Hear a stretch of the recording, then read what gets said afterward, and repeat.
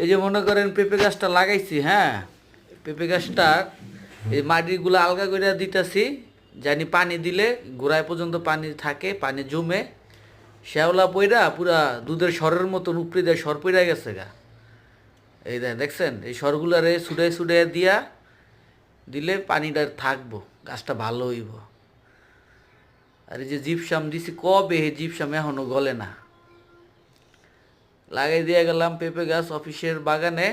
আমি থাকি আর না থাকি, যারা থাকবে তারা খাবে। আপনারাও আপনাদের চারিপাশে ফল গাছ লাগাতে পারেন। যে খাক বা না খাক, পাখিতে তো পাখিতে খাইলেও দোয়া দিব।